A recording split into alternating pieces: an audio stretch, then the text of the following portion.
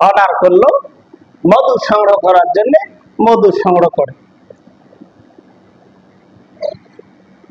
মুসলমান লক্ষ্য করবেন, সুলাইমান আলাইহিস সালাম নামে একজন পয়গম্বর ছিল, নবী সুলাইমান। উনি হলো সুলাইমান নবী। উনি ছিল বাদশা, সারা পৃথিবীর জমিন শাসন করেছে, সারা পৃথিবী শাসন করেছে নবী সুলাইমান আলাইহিস সালাম। নবী সুলাইমান আলাইহিস সালাম মৌমাছি যখন গুনগুন গুনগুন আওয়াজ করে যায় মধু সংগ্রহ করার জন্য, সুলাইমান নবী ডাক দিয়ে বললেন, মাছি রে, ও মৌমাছি তুমি এখানে দাঁড়াও।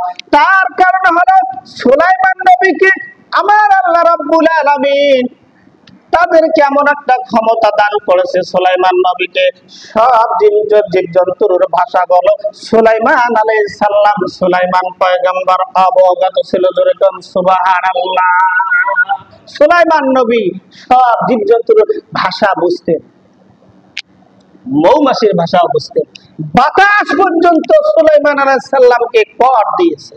বাতাসকে থামতে বললে থামতো, চলতে বললে চলতো। তো মৌমাছিকে বললেন, রে মাছি তুমি থাকো, শোনো, দাঁড়াও, কোথায় যাচ্ছ? মাছি জবাব দিল, আমরা যাই মধু সংগ্রহ করার জন্য, আমরা মধু তৈরি করব। সুলাইমান নবী ডাক দিয়ে বললেন, ও মধুমক্ষী, ও মৌমাছি রে, তোমার কাছে একটা প্রশ্ন, তোমরা বলো তো, বলো তোমরা মধু কি দিয়ে সংগ্রহ করো? মধু কি দিয়ে সংগ্রহ করো, এই জবাবটা তোমাকে আজকে দিতে হবে। মৌমাছি বলে, বাদশা ও আল্লাহর পয়গম্বর, আমরা ফুলে বসি, ফলে বসি, সেখান থেকে রস নেই, চলে যাই, আমরা সেখানে চাকের মধ্যে বাসায় দেই, এই তো মধু তৈরি হয়ে যায়। আল্লাহর নবী সুলাইমান পয়গম্বর বললেন, জি না,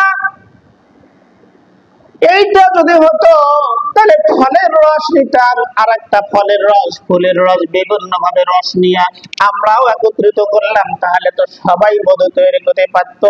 না না, তুমি যতক্ষণ পর্যন্ত সঠিক জবাব দিবা না, এতক্ষণ পর্যন্ত এখান থেকে তোমাকে ছুটি দেব না।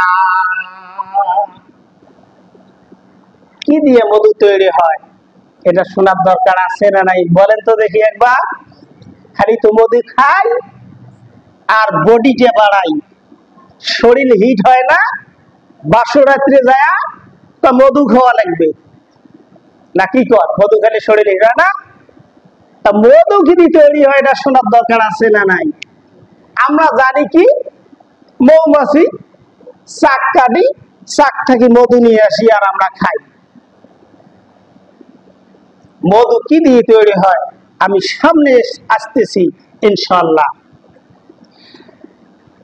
বালাগাল উলা বিকামালিহি কাশাফাদ দুজা বিজামালিহি হাসনাত জামিউ ফিসালিহি সাল্লু আলাইহি ওয়া আলিহি।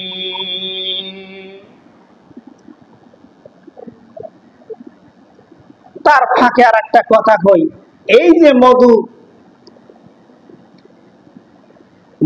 তৈরি করার জন্য, মধু সংগ্রহ করার জন্য যারা যায় আর ফিরে আসে বাসার মধ্যে, এই যে বাসা এত সুন্দর, এই মৌচাকের মধ্যে যদি কোনো দুষ্ট ছেলেরা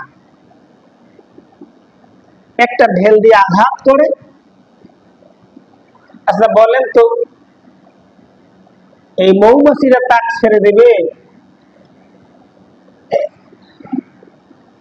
আমার সোনার ভাইরা, এই মৌচাকের মধ্যে যদি কোন দুষ্ট ছেলেরা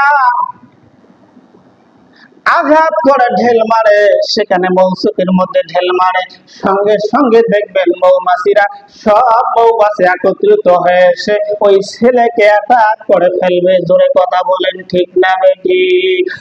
মুসলমান, আমার বিশ্বাস এখানে যারা আমরা কোরআনুল কারীম শোনার জন্য উপস্থিত হয়ে যাই, কোরআনুল কারীমের আলোচনা শুনি, কোরআনের কথাগুলো শুনি, কোরআনটা হলো মধুমুখ, কোরআনটা হলো মধুর শাক। এখানে মধু সংগ্রহ করার জন্য মানুষ ছুটে আসে বাড়ির থেকে।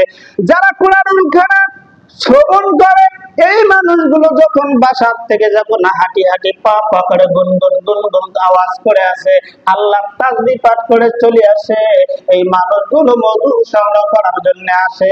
আমার দিলের বিশ্বাস, মনের বিশ্বাস হলো এখানে যদি কোনো কোরআনের মাহফিলে কোরআন শোনার জন্য যারা আছে, সেখানে যদি কোনো মানুষ যদি ডিস্টার্ব করে, কোনো দুষ্ট ছেলেরা সেখানে ঢেল মারে, কোরআনের সমস্যা করে, মাহফিলে সমস্যা করে, মাহফিল বন্ধ করে দেয়, আমার মনের বিশ্বাস মৌমাছিরা যেমন মধু সংগ্রহ করার জন্য আসে, কোরআনের মধু সংগ্রহ করার জন্য তৌহিদি জনতা চলে আসে, এরাও এমনি ভাবে এই মানুষটাকে ছেড়ে দেবে না।